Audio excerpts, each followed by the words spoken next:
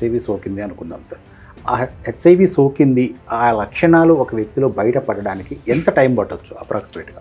HIV సోకిన తర్వాత సాధారణంగా 6 నుంచి 15 ఏళ్ల మధ్యలో బయటపడు. ఎందుకు ఈ ఎయిడ్స్ పైన అవేర్నెస్ అనేటువంటిది ఈ మధ్య కాలంలో బాగా తగ్గిపోయింది సార్? 2005 నుంచి ఏఆర్టీ సెంటర్స్ ప్రారంభమైనాయి. ఏ మార్గాల ద్వారా హెచ్ఐవి సోకే అవకాశం ఉంది? తల్లి నుంచి బిడ్డకు వచ్చేటువంటి అవకాశం ఉంది. అలాగే ఇంజెక్షన్ డ్రగ్ యూజ్. ఇప్పుడు ఒక వ్యక్తికి వైరస్ సోకింది అనుకుందాం, అతనికి చావు ఒక్కటే మార్గమా? దాని నుంచి బయటపడే మార్గాలు ఏమైనా ఉన్నాయా? మరణాంతక వ్యాధి, ప్రాణాంతక వ్యాధి జాబితా నుంచి తీసేసి క్రానిక్ మేనేజబుల్ డిసీజ్గా పరిగణిస్తున్నారు. Hi, welcome to NTV digital. AIDS ఈ పేరు ఒకప్పుడు ఎంతో భయంకరమైనటువంటి ప్రభావాన్ని తీసుకొచ్చిన పేరు.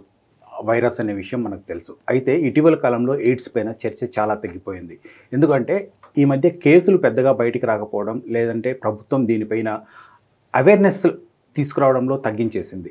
అయితే తెలుగు రాష్ట్రాలకు చెందినటువంటి ఒక డాక్టర్ ఎయిడ్స్పై నిత్యం పరిశోధన చేస్తూ ప్రజలకు అవేర్నెస్ కల్పిస్తూ ఉన్నారు. దానికి సంబంధించినటువంటి తగు జాగ్రత్తలు చెప్తూనే ఉన్నారు.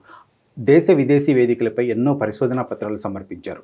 ఆయన అడిగి ఎయిడ్స్కి సంబంధించిన మరిన్ని వివరాలు తెలుసుకుందాం. ఆయన పేరు డాక్టర్ యనమదల మురళీకృష్ణ గారు. సార్ నమస్తే. నమస్తే అండి. సార్, ఎయిడ్స్ పైన మనము చూస్తూనే ఉన్నాం. ముఖ్యంగా చెప్పాలంటే తెలుగు రాష్ట్రాల్లో ఎయిడ్స్కి సంబంధించినటువంటి ఫస్ట్ ఫిజిషియన్గా మీరు గుర్తింపు పొందారు. అసలు ఎయిడ్స్ పైన పరిశోధన చేయాలి, ఎయిడ్స్ పైన ఎందుకు మీకు ఆసక్తి కలిగింది? 1997లో నేను ఎండి మైక్రోబయాలజీ చేరానండి. మైక్రోబయాలజీ చేరినప్పుడు దేశవ్యాప్తంగా హెచ్ఐవి అప్పుడు ఇవాల్వ్ అవుతున్నటువంటి, బయటపడుతున్నటువంటి ఎపిడమిక్, పాండమిక్ ఏ రకంగా ఉంది, ఏ స్థాయిలో ఉంది, మన దేశానికి ఎంత మేరకు ప్రమాదం అనేటువంటి విషయం తెలుసుకోవడానికి కేంద్ర ప్రభుత్వం గర్భిణీ స్త్రీలలో ఈ హెచ్ఐవి ఏ మేరకు ఉందనేటువంటి సర్వేలెన్స్ మొదలుపెట్టింది. సో ఆ సర్వేలెన్స్ మా డిపార్ట్మెంట్లో నేను ప్రధానంగా పాల్గొని ఆ సర్వేలెన్స్ని ముందుకు నడిపాను. సో దాంట్లో భాగంగా నాకు తెలిసింది ఏంటంటే 1000 మంది గర్భిణీల్లో 16 మంది 1.6% హెచ్ఐవి బాధితులు ఉన్నారు, హెచ్ఐవి ఇన్ఫెక్ట్ అయిన వారు ఉన్నారు. అంటే అది మేము వాళ్ళకి చెప్పం, కేవలం అది సర్వేలెన్స్ కోసం చేస్తుంది.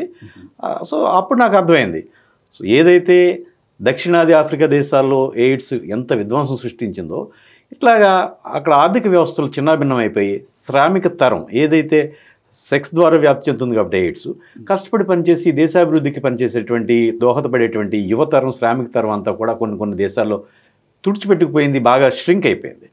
సో ఇటువంటి పరిస్థితులు ఏదైతే పేదరికం, వైద్య సదుపాయాలు సర్వత్రా అందుబాటులో లేకపోవడం, అట్లాగే రకరకాల సంస్కృతిపరమైనటువంటి మహిళల పట్ల ఉన్నటువంటి నిర్బంధాలు, అనేక రకాలైనటువంటి ఇబ్బందులు, ఈ చదువు లేకపోవడం, ఇవన్నీ ఆఫ్రికాలో దేశాల్లో ఉన్నటువంటి కొన్ని పరిస్థితులు మన దేశంలో కూడా నెలకొని ఉన్నాయి. సో మన దేశానికి ఈ రకంగా హెచ్ఐవి 1000 మందిలో 16 మందికి ఉంది అంటే భవిష్యత్తులో ఇది ఈ దేశానికి ఒక పెద్ద సమస్య కాబోతుందనే విషయం నాకు అర్థమయ్యి ఎయిడ్స్కి సంబంధించి పూర్తి లోతుగా పరిశీలించడం ప్రారంభించాను. ఓకే, అంటే దీనికి ప్రభుత్వంలో ఒక భాగమే పనిచేస్తారా, లేకపోతే వ్యక్తిగతంగా మీ అంతటి మీరు పరిశోధించారు? నేను ఎండి చదివినంతసేపు ప్రభుత్వంలో భాగంగానే నేను పనిచేశాను. నేను బయటకు వచ్చిన తర్వాత వ్యక్తిగత హోదాలో నేను 2000 సంవత్సరంలో ఉమ్మడి ఆంధ్రప్రదేశ్లో మొదటి అచ్చంగా హెచ్ఐవి ఫిజిషియన్గా నా వైద్య వృత్తిని ప్రారంభించాను. సార్, ఎయిడ్స్కి సంబంధించి మీరు అనేక పరిశోధన పత్రాలు సమర్పించారు కదా, ఇప్పటివరకు ఏ పరిశోధన పత్రాలు ఎక్కడెక్కడ సమర్పించారు అనేది కాస్త ఎక్స్ప్లెయిన్ చేయగలరా? నేను ఎండి చదువుతున్నప్పుడు ఆ ఎండి డిగ్రీకి కంప్లీషన్లో భాగంగా డిజర్టేషన్ థీసిస్ అంటాం, ఆ థీసిస్ చేశాను. అప్పట్లో ఎయిడ్స్ వ్యాధి ఏ రకంగా ఒక రోగి యొక్క వ్యాధి నిరోధక శక్తిని దెబ్బతీసిందని చూడడానికి వైరల్ మార్కర్స్ చేస్తూ ఉంటాం. అది CD4 ఎన్యూమరేషన్ అంటాం, CD4 కౌంట్ అంటాం. అట్లనే వైరస్ యొక్క ఉధృతి ఏమాత్రంగా ఉందని తెలుసుకోవడానికి వైరల్ లోడ్ అంటాం. ఈ టెస్టులు అనేటువంటి ఆ రోజున 2000 సంవత్సరం 1998, 97 ఆ టైంలోనే దాదాపు 7000 రూపాయల వరకు ఖర్చు అయ్యేది. ఓకే, అప్పుడు నేనేం చేశానంటే హెచ్ఐవి జబ్బులో ఎక్కువ మంది 160 మంది 70 మంది టీబీ బారిన పెడుతూ ఉంటారు. ఎక్కువ మంది ఇవాళకి కూడా హెచ్ఐవి జబ్బులో టీబీ తోటి మరణించే వాళ్ళే ఎక్కువ మంది, 150 మంది 60 మంది వాళ్ళు ఈ టీబీ జబ్బుతోటి చచ్చిపోతూ ఉంటారు. సో హెచ్ఐవిలో ఇంత విస్తృతంగా ఉన్నటువంటి టీబీ జబ్బుకి వ్యాధి నిర్ధారణకు ఉపయోగించేటువంటి MAN2 టెస్ట్ అంటాం, ట్యూబర్క్లిన్ టెస్ట్ అంటాం. ఆ ట్యూబర్క్లిన్ టెస్టు హెచ్ఐవి పాజిటివ్ టీబీ పేషెంట్లకి టీబీని వేరే రకంగా గుర్తించారు వాళ్ళు. అంటే ఒక ఎక్స్రే ద్వారా, ఒక కళ్ళ పరీక్ష ద్వారా, క్లినికల్ సిమ్టమ్స్ ద్వారా, లేకపోతే FNAC అంటాం, ఇలాంటి వేరే వేరే పరీక్షల ద్వారా టీబీని నిర్ధారించినటువంటి వాళ్ళల్లో ఈ ట్యూబర్క్లిన్ టెస్ట్ అనేది టీబీని నిర్ధారించడానికి వాడతాం, ప్రధానంగా పిల్లల్లో వాడతాం. సో ఆ ఇంజెక్షన్ చేసి వాళ్ళకి పొక్కు అంటాం, ఇంజురేషన్ అంటాం, అది ఎంత మేరకు వచ్చింది అనేటువంటి చూశాను. అట్లాగే HIV లేని టీబీ పేషెంట్లు వాళ్ళకు కూడా ఈ ఇంజెక్షన్ చేసి ఈ ట్యూబర్క్లిన్ మాంటు టెస్ట్ చేసి వాళ్ళు పొక్కు ఏ రకంగా వస్తుంది చూశాను.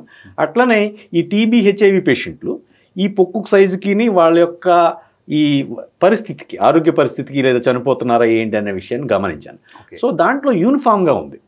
అంటే ఎవరైతే ఈ ఇంజెక్షన్కి పెద్దగా స్పందించట్లేదో వాళ్ళు చచ్చిపోవడం, లేదా తీవ్రంగా చాలా కాలం దీర్ఘకాలం హాస్పిటల్ ఫాలో అయిపోయి అలాగ చిక్కి శల్యమైపోయి బాధలు దీర్ఘకాలం అనారోగ్యంగా ఉండడం జరుగుతుంది. ఎక్కువ ఇండ్యూరేషన్ 10 మిల్లీమీటర్లు, 12 మిల్లీమీటర్లు, 16, ఒక్కొక్క పేషెంట్కి అయితే 26 మిల్లీమీటర్ల సైజ్ వచ్చింది. అంత పెద్ద ఇండ్యూరేషన్, అంత పొక్కు వచ్చిన వాళ్ళు తక్కువ కాలం హాస్పిటల్లో ఉండి పూర్తిగా కోలుకొని టీబీ ట్రీట్మెంట్ తోటి ఇంటికి వెళ్ళిపోతున్నారు. సో నేనేం చెప్పానంటే ఇలాంటి వాటిని ఉపయోగించుకుని, ట్యూబర్క్లిన్ టెస్ట్ని, ఈ మాంటు టెస్ట్ని ఉపయోగించుకుని HIV టీబీ రెండింట్లోనూ వచ్చిన వాళ్ళకి వ్యాధి స్థితి ఏ పరిస్థితిలో ఉంది, వ్యాధి యొక్క తీవ్రత ఎలా ఉంది అంచనా వేయడానికి ఒక స్కేల్ రూపొందించవచ్చు అని చెప్పాను. అంటే టీబీని నిర్ధారించడానికి వాడేటువంటి టెస్ట్ని HIV యొక్క తీవ్రత ఏ మేరకు ఉందనేటువంటిది చెప్పాను. This is a paradigm shift. అసలు ఆలోచనే ఇంకా కొత్త ఆలోచన. ఒక జబ్బుకి నిర్ధారణకు ఉపయోగించేటువంటి పరీక్షని వేరే జబ్బు యొక్క తీవ్రతను అంచనా వేయడానికి ఉపయోగించాలనే ఆలోచన పెద్ద విషయం. ఇది 13th ఇంటర్నేషనల్ ఎయిడ్స్ కాన్ఫరెన్స్లో ఆంధ్రప్రదేశ్ నుంచి మొట్టమొదటి ఏకైక సైంటిఫిక్ పేపర్. సో ఈ పేపర్ని, నా అబ్స్ట్రాక్ట్ని చాలా పెద్ద ఎత్తున జర్నల్స్ ప్రచురించుకున్నాయి, చాలా కోట్ చేసుకున్నారు. అది ఒకటి. తర్వాత టీబీ HIV మీద నేను ఎక్కువ పనిచేశాను. టీబీ స్పెక్ట్రమ్ ఎట్లా ఉంది అంటే దీన్ని ఏమంటామంటే ఎక్కువ మనకి తెలిసింది ఊపిరితిత్తుల్లో టీబీ, దగ్గు, క్షయ జబ్బు అంటాం. సో అట్లనే కాకుండా HIVలో టీబీ వచ్చిన వాళ్ళకి వేరే వేరే చోట్ల ప్రేవులకు వస్తుంది, లింఫ్ నోడ్స్కి వస్తుంది, మెదడుకు వస్తుంది, చర్మానికి వస్తుంది, గర్భాశయానికి వస్తుంది, ఇట్లా రకరకాలు ఉంటాయి. ఆ స్పెక్ట్రమ్కి సంబంధించి ఒక పరిశోధన చేశాను. అట్లానే 2 డ్రగ్ కాంబినేషన్, ఇది నా మొట్టమొదటి చాలా పెద్ద ఎత్తునది. 1996 నాటికి ఈ అమెరికా వాళ్ళు CDC అంటాం, centres for disease control and prevention, వారు ఏం చేశారంటే ఈ CDC వారు 3 డ్రగ్ కాంబినేషన్తో HIVని అదుపు చేయొచ్చు, దాన్ని అన్డిటెక్టబుల్ లెవెల్కి తీసుకురావచ్చానండి. 3 డ్రగ్ల యొక్క కాంబినేషన్, 3 ఔషధాల కాంబినేషన్ చికిత్స ప్రామాణిక చికిత్సగా 1996 నుంచి అమల్లో ఉంది. నేను 2000 సంవత్సరంలో ప్రాక్టీస్ ప్రారంభించాను. ఆనాటికి మన దేశంలో కూడా 3 రకాల మందులు ఉన్నాయి. జ్యూడోవిడిన్, లాంవిడిన్, స్టావిడిన్ అండ్ ఎఫావిరిన్, ఇట్లా మందులు. కొద్ది కాలం నెవిరపెన్ ఇట్లా వచ్చినాయి అన్నీ. సో నేను ప్రాక్టీస్ అప్పుడు నేనేం చేశానంటే ఆ 2 డ్రగ్ కాంబినేషన్ నా ఎక్కువ మంది పేషెంట్లకి, 190 మంది పైన పేషెంట్లకి 2 డ్రగ్ కాంబినేషన్ వాడడం మొదలెట్టాను. ఆ 10 మంది బాగా సిక్ అయిన వాళ్ళకి, ఇంకా ఇతర అనారోగ్యాలు ఉన్న వాళ్ళకి 3 డ్రగ్స్ వాడాను. కానీ ఎక్కువ మందికి నేను 90 మందికి 100కి నేను 2 డ్రగ్ కాంబినేషన్ వాడాను. సో ఈ 2 డ్రగ్ కాంబినేషన్ వాడుతూ వాళ్ళ యొక్క పరిస్థితి ఎట్లా ఉంది, ఎలా రికవర్ అవుతున్నారు అనేటువంటిది నేను చూశాను. చూసినప్పుడు వాళ్ళు చక్కగా రికవర్ అవుతున్నారు. ఆ మేరకు నేను 2004లో ఒక అంతర్జాతీయ సదస్సుకి ఈ 2 drug combination in treatment naive patients, అంటే ట్రీట్మెంట్ గతంలో తీసుకొని పేషెంట్లకి 2 డ్రగ్ కాంబినేషన్ అనేటువంటిది బాగా పనిచేస్తుంది అని నేను ఒక అంతర్జాతీయ కాన్ఫరెన్స్కి చెప్పాను. అది చాలా పెద్ద విషయం. ఎందుకంటే ఒక 1996 నుంచి అమెరికా, తర్వాత కొద్ది కాలంలోనే యూరోపియన్ గైడ్ లైన్స్లో 3 డ్రగ్ కాంబినేషన్ అనేటువంటిది ఒక స్టాండర్డ్ ఆఫ్ కేర్, ప్రామాణిక చికిత్సగా ప్రపంచవ్యాప్తంగా అనుసరిస్తున్నారు. నేను ఒక కాకినాడ లాంటి ఒక చిన్న ఊళ్ళో ఉండి నేను ఒక్కడిని ఇండివిజువల్ ప్రాక్టీస్ పెట్టుకుంటూ 2 డ్రగ్ కాంబినేషన్ బాగుంది, పనిచేస్తుంది, లాంజివిటీ బాగుంది, వాళ్ళు రికవరీ బాగుంది అని చెప్పడం అంటే చాలా పెద్ద విషయం. ఈరోజు కూడా నా పేషెంట్లు ఎక్కువ మంది 2 డ్రగ్ కాంబినేషన్ మీద ఉంటారు. సో అది అప్పుడు 2004లో చెప్పాను. నేను 2000 సంవత్సరం నుంచి ప్రాక్టీస్ చేస్తున్నది. 2019 నుంచి 2 డ్రగ్ కాంబినేషన్ మీద అంతర్జాతీయంగా కొంచెం చర్చ జరుగుతుంది. 2022 సెప్టెంబర్లో అమెరికన్ గైడ్ లైన్స్లో, 2022 అక్టోబర్లో European AIDS clinical society guide లైన్స్లో ఈ 2 డ్రగ్ కాంబినేషన్ అంటే ఆప్షన్ కింద పెట్టారు. ఎవరికి? Newly diagnosed patients. నేను ఆ రోజున చెప్పింది ట్రీట్మెంట్ నైవ్ పేషెంట్స్, ఎవరైతే ట్రీట్మెంట్కి గతంలో ఎక్స్పోజ్ అవ్వలేదో వాళ్ళకి. ఇప్పుడు వాళ్ళు చెప్పింది newly diagnosed. Both are same essentially, 2 ఇంచుమించుగా ఏకార్థంలో ఉన్నాయి. సో నేను ఇలాగా 2 డ్రగ్ కాంబినేషన్ పెట్టడానికి కారణం ఏంటంటే 1981లో బయటపడినటువంటి ఎయిడ్స్ జబ్బుకి 87 మార్చిలో జ్యూడోవిడిన్ ప్రారంభించారు, మొదలైంది. అంతకుముందే ఉన్నది వేరే జబ్బుకు వాడేవారు. 91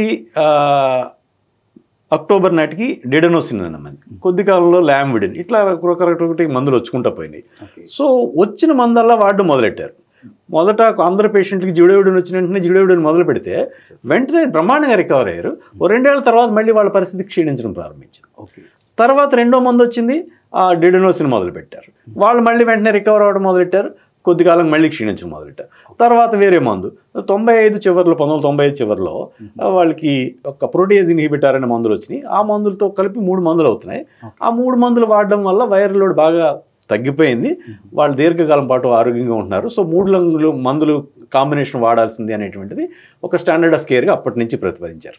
అయితే ఇక్కడ గుర్తించాల్సిన విషయం ఏంటంటే, ఏదైతే మనం జిడోవిడిన్ మొదలెట్టినప్పుడు 2 ఏళ్లకి పనిచేయడం ఆగిపోయింది. డెడనోసిన్ ప్రారంభించినప్పుడు సో అది పనిచేయడం మొదలెట్టింది. 3వ డ్రగ్ మొదలుపెట్టాం. 3వ డ్రగ్ అంటే ఇప్పటికి కూడా 2 మందులు కూడా వాడు క్షీణించినప్పుడు 3వ మందు మొదలెట్టాం. అంటే జిడోవిడిన్ 0, ఒక డెడనోసిన్ లేదా 2వ మందు సగం మేరకు పనిచేస్తుంది, 3వ మందు పూర్తిగా పనిచేస్తుంది.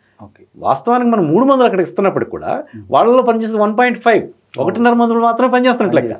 అయితే మనకి ఒక పేదరికంలో కూడా ఒక అదృష్టం ఏంటంటే, మనకి లేటుగా వచ్చిన మందులు కలిపి వచ్చేస్తుంది. 2 మందులు మనకు ఒకసారిగా వచ్చినాయి. సో 2 మందులు కలిపి ఇవ్వడం వల్ల సినర్జిస్టిక్గా సంఘటితంగా బాగా పనిచేసి బలంగా పనిచేసి వాటిని అదుపు చేస్తాయి. అంటే ఇందాక మనం 1.5 మందులు ఇస్తున్నప్పటికీ, వాస్తవానికి 3 మందులు ఇస్తున్నప్పటికీ అక్కడ జరుగుతున్నది 1.5 మందులే పనిచేస్తున్నాయి. వాస్తవానికి పనిచేస్తే 1.5 మందులే.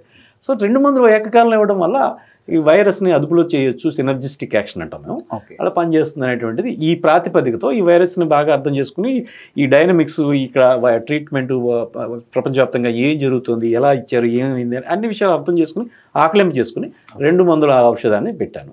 సో అది చాలా రెవల్యూషన్ అనమాట. అంతే కదా సార్. ఎందుకంటే ప్రపంచవ్యాప్తంగా ఎప్పుడో ఈ మధ్య కాలంలో దాన్ని మొదలు పెడితే మీరు ఎప్పుడో 25 ఏళ్ళ కిందటే మొదలు పెట్టారండి సార్.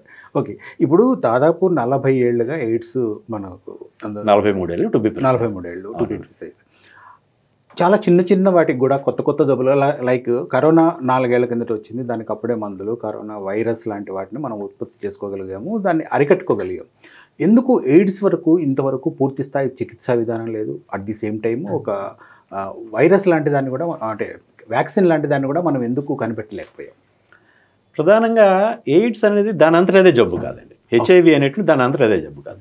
హెచ్ఐవి సోకినటువంటి వ్యక్తి యొక్క తెల్ల రక్త కణాలు క్రమక్రమంగా తగ్గిపోతూ ఉంటాయి, వాటి సంఖ్య.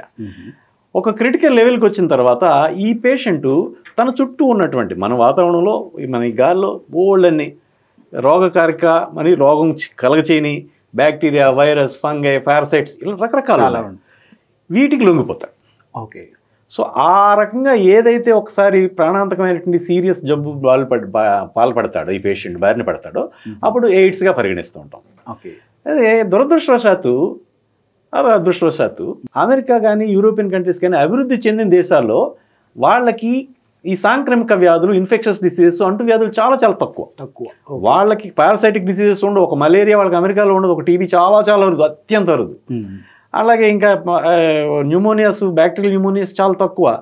కానీ వాళ్ళకి వైరల్ జబ్బులు కొద్దిగా ఉంటాయి. వాళ్ళ జబ్బులు అక్కడ అమెరికాలో మొట్టమొదటి నుంచి అసలు ఈ జబ్బు ఎలా బయటపడింది, ఎయిడ్స్ జబ్బు అమెరికాలో కపోసి సార్కోమా, అలాగే న్యూమోసిస్టిస్ న్యూమోనియా, న్యూమోసిస్టిస్ కరోనై న్యూమోనియా అంటాం, ఇప్పుడు న్యూమోసిస్టిస్ జీరోవిస్ న్యూమోనియా అంటాం. అది వాతావరణంలో ఉంటుంది, అత్యంత అరుదుగా. వ్యాధి నిరోధక శక్తి దాదాపు లుప్తమైపోయినటువంటి పరిస్థితుల్లో మాత్రమే ఆ పేషెంట్కి ఈ న్యూమోసిస్టిస్ వస్తుంది. అది ఒక క్యాన్సర్ పేషెంట్లకి, కీమోథెరపీ పేషెంట్లకి, లేకపోతే పుట్టుకతోటే ఈ వ్యాధి నిరోధక శక్తికి సంబంధించిన జీన్స్ లోపంతో పుట్టిన పిల్లలకి, వాళ్ళకి మాత్రమే వచ్చేవి. సో ఒక బ్లడ్ క్యాన్సర్ పేషెంట్కి అలాంటిది అరుదుగా కొన్ని సంవత్సరాలకు 10 ఏళ్ళకు 15 ఏళ్ళకు ఒక్కొక్క పేషెంట్ని చూసేవారు. ఈ కొంతమంది ఈ ఇంజెక్షన్ డ్రగ్ యూజర్స్లో, మత్తు ఇంజెక్షన్లు తీసుకునే వాళ్ళలో ఒక్కసారిగా క్లస్టర్స్గా కొద్ది కాలం, సంవత్సరంలోనూ ఒక 20 మంది 30 మంది పేషెంట్లలో చూస్తారు. ఇన్ని సంవత్సరాలు కానీ చూడనటువంటి వ్యాధి నిరోధక శక్తి మొత్తంగా పోయేటువంటి ఉన్న పరిస్థితులు వచ్చే జబ్బు తక్కువ కాలంలో వచ్చేస్తుంది. ఏంటంటే వాళ్ళు మొదలెట్టి దీన్ని చూస్తారు. సో అప్పటి నుంచి ప్రతి ఒక్కరు కూడా ఎయిడ్స్ జబ్బుకు సంబంధించి అంటే న్యూమోసిస్టిస్ న్యూమోనియా గురించి చూడాలి, ఇట్లయితే క్యారినా, ఇట్లా దాని చుట్టూ తిరిగింది. కానీ అభివృద్ధి చెందుతున్న లేదా పేద దేశాల్లో మన చుట్టూ సాంక్రమిక వ్యాధులే, అంటు జబ్బులు అందరూ ఏదో రాత్రి ఏదో తింటాం, రోడ్డు మీద ఏదో లేక ఎక్కడో చోట కడుపు ఏదో బాగోలేదంటాం, విరేచం, దట్ ఈస్ అన్ ఇన్ఫెక్షన్. అవును. అదే దగ్గుతూనే ఉంటాం, దట్ ఈస్ అన్ ఇన్ఫెక్షన్. ఏదో ఊరిని గోక్కుంటూ ఉంటాం, that is an infection. So వీటి మధ్యలో మనం ఉంటాం. సో మనకి అసలు నేను ఈ 24 ఏళ్లలో దాదాపు 6,000 మంది పైన పేషెంట్లు చూశాను. మహా అయితే ఒక 15 మంది లో న్యూమోసిస్టిస్ న్యూమోనియా చూశాను. కానీ 3,000 మంది 3,500 మంది పేషెంట్లో టీబీ చూశాను. ఓకే.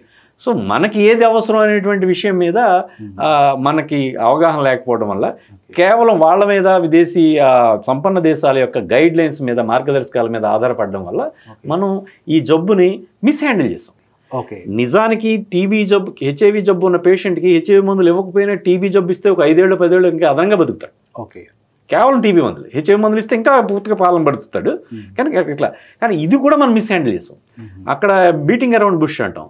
అక్కడ నేను చదువుకున్నప్పుడు కూడా, ఎండీ చదివేటప్పుడు కూడా, ఓ పేషెంట్ ఏదో ఆయాసంతో వచ్చాడు, దగ్గుతో వచ్చాడంటే వాడికి ఏదో న్యూమోసిస్టిస్ న్యూమోనియా అని చెప్పేసి వెతుకుతాం. అక్కడ ఉందో లేదో తెలియదు, ఏదో అనేసుకోవడం. సో ఇట్లాగ మిస్హ్యాండిల్ చేశారు ఆ వెస్ట్రన్ కంట్రీస్. వాళ్ళ పరిధి మేరకు వాళ్ళు వెళ్ళారు, దాంట్లోనే మనం వెళ్ళిపోయాం. కానీ మనకి ఇంత మన చుట్టూ ఇన్ని డయేరియాలు ఉన్నాయి, మనకి ఇన్ని న్యూమోనియాలు వస్తాయి, మనకి టీబీ అనేటువంటి కామన్ అనేటువంటిది లేదు.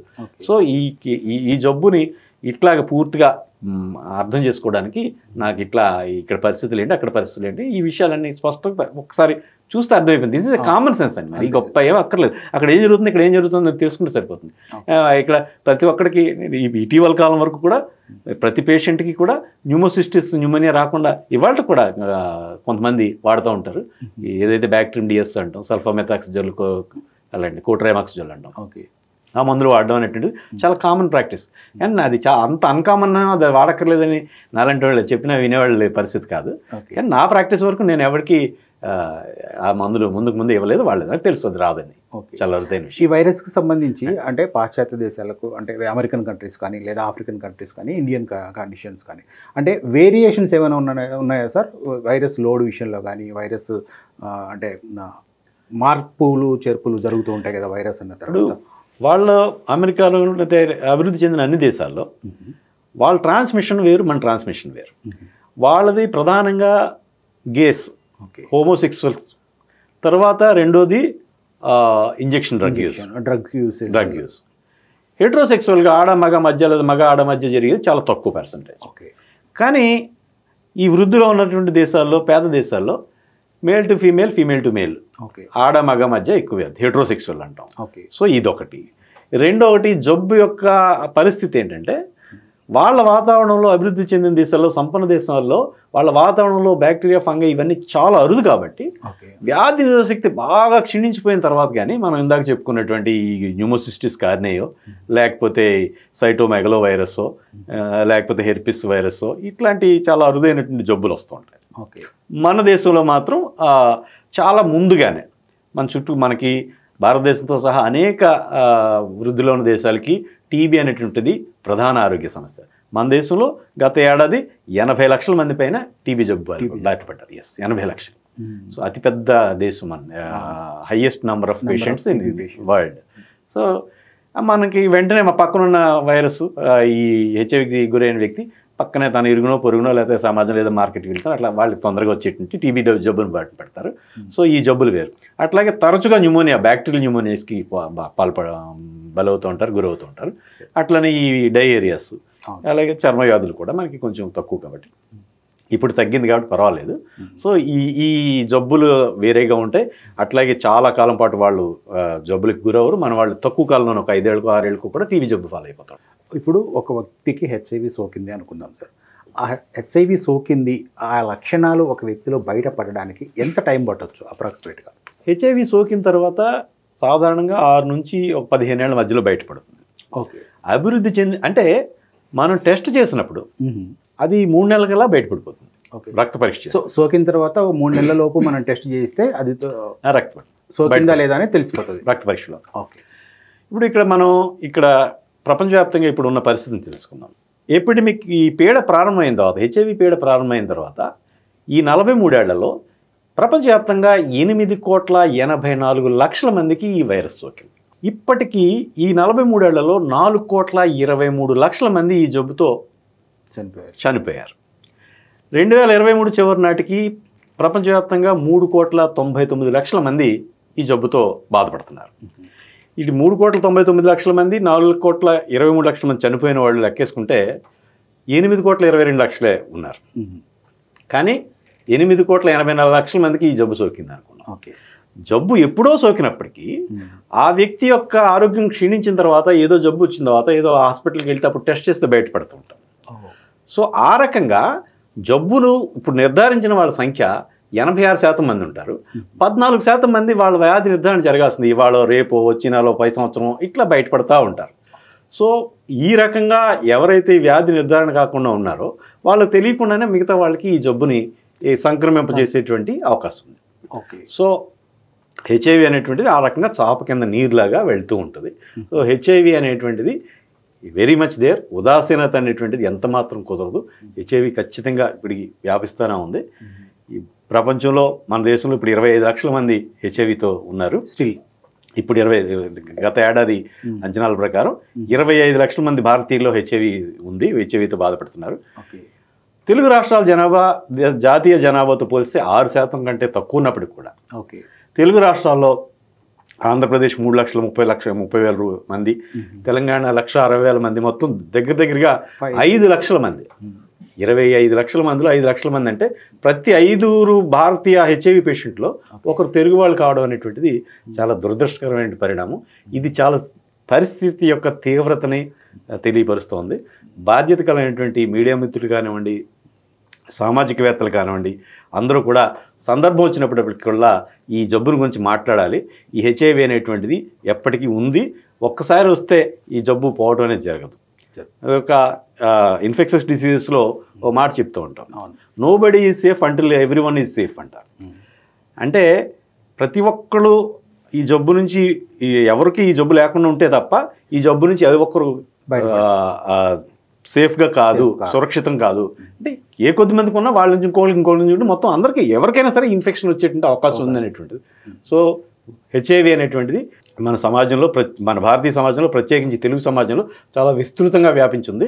దీన్ని మనం గట్టిగా మీరు చెప్పిన నెంబర్ చూస్తే ఖచ్చితంగా ఆశ్చర్యపోవాల్సినటువంటి పరిస్థితి. దట్టు ఇండియాలోనే తెలుగు రాష్ట్రాల్లో ఎక్కువ కేసులు నమోదవుతూ ఉన్నాయి కూడా ప్రజెంట్. అయితే ఎందుకు ఈ ఎయిడ్స్ పైన అవేర్నెస్ అనేటువంటిది ఈ మధ్యకాలంలో బాగా తగ్గిపోయింది సార్? ఎందుకంటే గతంలో మనం ఎయిడ్స్ పైన ఎంత ప్రాపగండా నడిచేదంటే మనకు బాగా తెలుసు. ఎక్కడ పోయినా కూడా పుల్రాజాకి ఎయిడ్స్ వచ్చిందా, లేకపోతే కనుక ఈవెన్ కండోమ్స్ లాంటి వాటికి ఫ్రీగా పంచిపెట్టడం, అంటే ప్రభుత్వాలు చాలా చొరవ తీసుకునేటివి, దాన్ని పెద్ద ఎత్తున జనాల్లోకి తీసుకెళ్లేదని ట్రై చేసి. కానీ ఇప్పుడు ఎందుకు ఆ పని జరగట్లేదు? 2005 నుంచి ఏఆర్టీ సెంటర్స్ ప్రారంభమైనాయి. హెచ్ఐవి మెడిసిన్స్ అంతర్జాతీయ వితరణ సంస్థ అయినటువంటి bill Clinton foundation, Melinda gates foundation, ఇలాంటి అలాగే medicine science frontiers, UN AIDS, అట్లాగే WHO, ఇలాంటి అంతర్జాతీయ వితరణ సంస్థల నుంచి మందులు అనేటువంటివి గవర్నమెంట్ హాస్పిటల్ ద్వారా ఫ్రీగా ఇస్తున్నారు. అంతకుముందు హెచ్ఐవికి మందులు లేని రోజుల్లో, అంటే అందరికీ విస్తృతంగా అందుబాటులో లేని రోజుల్లో మనం చూసినట్టయితే హెచ్ఐవి పేషెంట్లు కదిలే కంకణాల భయంకరంగా బక్క చిక్కుపోయి ఒళ్ళంతా రకరకాల చర్మ వ్యాధులు, కళ్ళల్లో ప్రాణం ఉండి, మాసిన గడ్డం, నోట్లో పుళ్ళు, చాలా దారుణమైనటువంటి భీతావహమైనటువంటి పరిస్థితి ఉండేది. అవును. ఎప్పుడైతే యాంటీరిట్రోవైరల్స్ బాగా అందుబాటులోకి వచ్చినాయో హెచ్ఐవి అనేటువంటిది ఆ రకమైనటువంటి మన మనోఫలకంలో ఉన్నటువంటి ఒక ఇమేజ్ అనేటువంటిది లేదు. ఇప్పుడు చాలామంది ముందుగానే అంత నీరస పడకుండానే, అంత జబ్బు పడకుండానే, అంత చావుకు దగ్గర అవ్వకుండానే ముందే ఏదో సందర్భంలో వాళ్ళకి వ్యాధి బయటపడిపోతుంది. ఏదైనా సర్జరీ సందర్భంలో టెస్టులు చేసినప్పుడు, సర్జికల్ ప్రొఫైల్ టెస్టులు చేసినప్పుడు కానివ్వండి, లేకపోతే ఏదైనా కొంచెం ఏదో టీబీ జబ్బు వచ్చినప్పుడు, ఇప్పుడు టీబీ జబ్బు వచ్చిన ప్రతి ఒక్క పేషెంట్కి హెచ్ఐవి టెస్ట్ చేస్తారు. అలాగే ఎస్టీడీస్, ఏదైనా సుఖవ్యాధులు సోకిన ప్రతి ఒక్కరికి కూడా హెచ్ఐవి టెస్ట్ చేస్తారు. గర్భిణి ప్రతి ఒక్కరికి కూడా హెచ్ఐవి టెస్ట్ చేస్తూ ఉంటాం. అలాగే బ్లడ్ డొనేషన్ అప్పుడు సందర్భంలో ప్రతి ఒక్కరికి హెచ్ఐవి టెస్ట్ చేస్తాం. ఇలాగా ఏదో ఒక సందర్భంలో హెచ్ఐవి బయటపడిపోవడంతో ముందే వైద్యం చేసుకోవడం, అందువల్ల ఈ గతంలో ఉన్నటువంటి భీతావహమైన పరిస్థితి లేకపోవడం వల్ల హెచ్ఐవి లేదని అనుకుంటున్నారు. నేను ముందుగా మనం ఇందాక చెప్పుకున్నట్టుగా 14% కనీసం వ్యాధి నిర్ధారణ కూడా జరగలేదు. అలాంటి పేషెంట్లు మన దగ్గర ఉన్నారు 14% వరకు. సో హెచ్ఐవి అనేటువంటిది ఆ రకమైన ఇమేజ్ మనకు లేకపోవడం వల్ల హెచ్ఐవి మన సమాజంలో లేదు అని అనుకుంటున్నాం. అది కాదు, సమాజంలో ఉంది.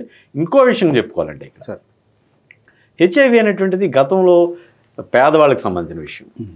ఏ ఇన్ఫెక్షస్ డిసీజ్ అయినప్పుడు కూడా అది డౌన్ ట్రాడన్ పీపుల్కి, less what we call rights వాళ్ళ పెద్దగా స్థాయి లేని వాళ్ళకి వస్తుంది అనుకుంటాం. పేదవాళ్ళకో చదువు లేని వాళ్ళకో అలాంటి వాళ్ళకి వాళ్ళు సురక్షితంగా ఉండరు, ఆరోగ్యం చూసుకోలేరు, అట్లనే పోషకాహారం లేకపోవడంలో తొందరగా రకరకాల జబ్బులు వస్తాయి. కానీ ఇప్పుడు ప్రస్తుతం హెచ్ఐవి చాలా మందిలో చదువుకున్న వాళ్ళలో, మిడిల్ క్లాస్లో, ఉద్యోగుల్లో వస్తుంది. ఎందుకు దీనికి కారణం? దీనికి ప్రధానమైన కారణం ఒకటి, మన సమాజంలో లైంగికపరమైనటువంటి ఒక రకమైనటువంటి సడలింపు ధోరణి వచ్చింది. గతంలో లైంగికపరమైనటువంటి వ్యవహారాలని పెద్ద ఘోరంగా నేరంగా చూసేవాళ్ళు. ఇప్పుడు అటువంటి పరిస్థితి లేదు. ఎవరెవరి గురించి పట్టించుకోవట్లేదు. ఈ రోజున ఓ సోషల్ మీడియానో లేకపోతే యూట్యూబ్ చూసుకుంటూ గడిపేస్తున్నారు. గతంలో లాగా మనం పాత రోజులు అనుకున్నాడు అమ్మలక్కలేదో కూర్చుని కబుర్లు చెప్పుకుంటారు, అలాంటి రోజులు లేవు. ఎవరికి వాళ్ళు ఎంగేజ్ అయిపోద్ది వాళ్ళ. ఒకటి. రెండోది ఏంటంటే కొంచెం ఆర్థికంగా మనం బలపడ్డం మూలంగా ఒకటి లిక్కర్ అనేటువంటిది వాడకం అనేది బాగా పెరిగింది. ఎప్పుడైతే లిక్కర్ తీసుకుని ఒక సెక్సువల్ అడ్వెంచర్ చేస్తారో, లేదా ఎక్కడైనా సెక్స్ వర్క్ దగ్గరకో లేకపోతే ఇంకోటో ఎవరితో చేస్తారు, వాళ్ళకి ఒక రకమైన ఫాల్స్ ఇది వచ్చేస్తుంది, వాళ్ళ ఒక భరోసా వచ్చేస్తుంది. ఇదే పులిరాజా అంటాం. అండ్ నేను పులిరాజాని, నేను అన్నింటికి అతీతుడిని, నాకు ఏ జబ్బు రాదు, ఒకవేళ అవతరాలకు ఉన్నాయనేటువంటి ఒక రకమైనటువంటి బలం, గొప్పవాడిని అనేటువంటి ఒక తప్పుడు భరోసా వచ్చేస్తుంది. దాని మూలంగా కూడా ఈ కన్నం వాడకపోవడం. ఇంకోటి ఏంటంటే కన్నం వాడటం అనేటువంటిది కూడా దాదాపుగా ఎవరికి తెలియదండి. చాలా అన్యాయమైన పరిస్థితి ఏంటంటే చాలా మంది చెప్తూ ఉంటారు. మన దగ్గర మన సొసైటీలో ఈ కండోమ్ వాడకం కానీ, సెక్స్ గురించి మాట్లాడడం కానీ ఒక నేరంగా పరిగణించేటటువంటి, అంటే ఆ ఇన్స్టింక్ట్స్ అలా ఉండిపోయాయి మనకి. ఎవరు పెద్దవాళ్ళు కానీ చర్చించరు, పిల్లలతోటి దాటిపైన డిస్కషన్ చేయరు. బహుశా ఇది కూడా ఒక కారణమై ఉండొచ్చు. ఇప్పుడు ఏంటంటే మనం ఏంటంటే ఎక్కువ జడ్జిమెంటల్గా ఉంటాం. ఇది మంచి, ఇది చెడు, ఇలా చేయకూడదు. అది అంతవరకు ఓకే, నైతికపరమైనటువంటి విషయాల్ని బోధించవచ్చు, మాట్లాడవచ్చు, చర్చించవచ్చు. కానీ ఇక్కడ హెచ్ఐవి అనేటువంటిది బూచి ఒక పెద్ద థ్రెట్ అనేటువంటి ఉంది, ఒక భయంకరమైనటువంటి ఒక జబ్బు ఒకటి పొంచి ఉంది. నువ్వు ఈ రకంగా జాగ్రత్తలు తీసుకోకపోతే, లేకపోతే ఇవి వాడకపోతే నువ్వు ఖచ్చితంగా ఇది గురయ్యేటువంటి అవకాశాలు కూడా ఉన్నాయనేటువంటిది బలంగా సంకేతం వెళ్ళాలి. జడ్జిమెంటల్గా ఉండకూడదు, హెచ్ఐవి పేషెంట్లని వాళ్ళని నిరాదరించకూడదు. అట్లనే మన జాగ్రత్తలు అనేటువంటి చెప్పాల్సిన వస్తుంది. ఎంతసేపు మనం ఇవి లైంగికపరమైనటువంటి సంబంధాలు అవుట్ సైడ్ మ్యారేజ్, అది నేరం, ఘోరం, అదే చర్చ చేస్తున్నాం. కానీ అది తర్వాత విషయం, అది వేరే ఆస్పెక్ట్, వేరే ఇది. దానికంటే ముందుగా బియాండ్ ఒక limit married, outside the marital relation there could be HIV ఉంది కాబట్టి దాని నుంచి నువ్వు రక్షించుకో, ఇవి వాడాలి అనేటువంటిది ఖచ్చితంగా చెప్పాల్సిన అవసరం ఉంది. ఇప్పుడు హెచ్ఐవి వైరస్ అనగానే జనరల్గా ఏంటంటే ఒక వ్యక్తికి వైరస్ సోకింది అంటే వీడు 10 మందితో పడుకున్నాడు, అందువల్లే వీడికి విడిగా వీళ్ళతో గడిపాడు కాబట్టి వీడికి వైరస్ వచ్చింది అనుకుంటాం. కానీ అలాంటి పరిస్థితి లేకుండా, అంటే ఎవరితోనూ అంటే సెక్షువల్ రిలేషన్స్ ఇతరత్ర పరిస్థితులు లేకపోయినా కూడా కొంతమంది హెచ్ఐవి బారిన పడుతున్నారు. అంటే హెచ్ఐవి సోకుతున్నటువంటి మార్గాలు సెక్షువల్గా, అంటే సెక్స్ కాకుండా మిగిలిన మార్గాలు ఏ మార్గాల ద్వారా హెచ్ఐవి సోకే అవకాశం ఉంది? సెక్స్ కాకుండా తల్లి నుంచి బిడ్డకు వచ్చేటువంటి అవకాశం ఉంది. అలాగే ఇంజెక్షన్ డ్రగ్ యూజ్, ఇవేనండి. మిగతావన్నీ ఎలిమినేట్ చేస్తారు. ఒక షేవింగ్ ద్వారా బార్బర్స్ నుంచి వచ్చేటువంటివో, లేకపోతే బ్లడ్ ఎక్కించినప్పుడు వచ్చేటువంటి అవన్నీ ఎలిమినేట్ చేస్తారు. ప్రతిదీ టెస్ట్ చేయటం, అట్లనే డిస్పోజబుల్స్ విస్తృతంగా వాడటం అనేది దానివల్ల ప్రధానంగా సెక్స్ ద్వారానే వస్తుంది. సెక్స్లో కూడా కొంచెం హోమోసెక్స్, గే సెక్స్, లేదా వేరే సెక్స్ వర్కర్స్, లేకపోతే ఇంకా ఇవన్నీ కూడా న్యాచురల్ సెక్స్ ఉండదండి, కొంచెం అన్యాచురల్గా, కొంచెం ఉధృతంగా ఉంటుంది. సో ఎప్పుడైతే ఇది సెక్సువల్ యాక్ట్ ఉధృతంగా ఉందో అప్పుడే వైబ్రేషన్స్, చర్మం లేకపోతే మ్యూకోజా చిట్లి, అక్కడ నుంచి రక్తం అటు నుంచి ఇటు మార్పిడి జరిగినప్పుడే అలా అవుతుంది. సో సాధారణంగా నార్మల్ సెక్స్లో, సహజమైన సెక్స్లో చాలా తక్కువ ఉంటుంది. సార్, ఇప్పుడు ఒక వ్యక్తికి వైరస్ సోకింది అనుకుందాం, అతనికి చావు ఒక్కటే మార్గమా? దాని నుంచి బయటపడే మార్గాలు ఏమైనా ఉన్నాయా? హెచ్ఐవి అనేటువంటిది 1996లో అమెరికాతో సహా అన్ని అభివృద్ధి చెందిన దేశాల్లో దీన్ని మరణాంతక వ్యాధి, ప్రాణాంతక వ్యాధి జాబితా నుంచి తీసేసి క్రానిక్ మేనేజబుల్ డిసీజ్గా పరిగణిస్తున్నారు. సో ఏదైతే ఒక డయాబెటీసు, ఒక బీపీ, లేకపోతే ఒక థైరాయిడ్, లేకపోతే ఇలాంటి సమస్యలకి ఎలా నిత్యం మందులు వాడుకుంటూ పూర్తి నార్మల్గా బతుకుతారో అలాంటి పరిస్థితి వచ్చింది. 96 నుంచి ఇప్పుడు మొదలెట్టుకుంటే ఇన్ని ఏళ్లలో దాదాపు 25 రకాల మందులు అందుబాటులో ఉన్నాయి. దీంట్లో కనీసం ఒక 10 నుంచి 12 కాంబినేషన్లు తయారు చేసుకోవచ్చు. ఏ పరిస్థితుల్లో ఏ మందులు వాడుకోవాలి, దీన్ని బట్టి సరైనటువంటి నిపుణులైనటువంటి వైద్యుని యొక్క పర్యవేక్షణలో మందులు వాడుతూ ఉంటే హెచ్ఐవి సోకిన రోగులు కూడా దాదాపు పూర్తి కాలం ఇతరులతో సమానంగా జీవించగలిగే పరిస్థితి. అమెరికాలో ఉదాహరణకి చెప్పుకుంటే మనం అమెరికాలో వాళ్ళ యొక్క సగటు జీవన ప్రమాణం లైఫ్ ఎక్స్పెక్టెన్సీ 80 సంవత్సరాలు జనరల్ పాపులేషన్కి. అయితే హెచ్ఐవిలో అది 72 years, 72 సంవత్సరాలు. So 90% of the life expectancy వీళ్ళు హెచ్ఐవిలో చూస్తున్నాం. సో అది మనం దాని అర్థం ఏంటంటే దాదాపు సమానమైనటువంటి వయసు వరకు వీళ్ళు బతుకుతున్నారు. ఒకటే ఏంటంటే వీళ్ళు నిరంతరం మందులు వాడాలి, ఆరోగ్యకరమైనటువంటి చక్కటి ఆహారం తీసుకుంటూ ఉండాలి, సొంతమైనటువంటి ప్రోటీన్ రిచ్ డైట్ తీసుకోవాలి, అట్లనే టాక్సిక్ ఎన్విరాన్మెంట్కి కాకుండా మానసికంగా ఉల్లాసంగా ప్రశాంతంగా గడపాలి, అట్లనే ఇన్ఫెక్షన్స్కి దూరంగా ఉండాలి. ఏదైతే ఈ జలుబులు దగ్గులు ఈ విరేచనాలు ప్రతిదీ కూడా ఒక అసాల్ట్, ప్రతిదీ కూడా ఒక దెబ్బ, ఇవన్నీ క్యూములేటివ్గా కొంచెం వ్యాధి నిరోధక శక్తి నెమ్మదిగా తగ్గుతుంది. కాబట్టి వీళ్ళు హెచ్ఐవి సోకిన వాళ్ళు వీలైనంత వరకు అవాయిడ్ చేయాలి. ఇంట్లో ఎవరికైనా జలుబు ఉంటే 2-3 రోజులు వాళ్ళకి దూరంగా ఉండడం, లేదా మాస్క్ వాడడం లాంటివి చేసుకుంటూ ఉండాలి. దాని మూలంగా వీళ్ళ ఆరోగ్యం ఆప్టిమంగా మెయింటైన్ అవుతుంది. సో దీని అన్నింటికంటే ప్రధానమైన విషయం అడ్హరెన్స్. మందులు నిత్యం వాడుతూ ఉంటే ఆ వైరస్ని పూర్తిగా అదుపు చేయగలుగుతాం. ఇర్రెగ్యులర్గా వాడితే వైరస్ తొందరగా ఈ మందులు తట్టుకునేటట్టుగా రెసిస్టెన్స్ డెవలప్ చేసుకుంటుంది.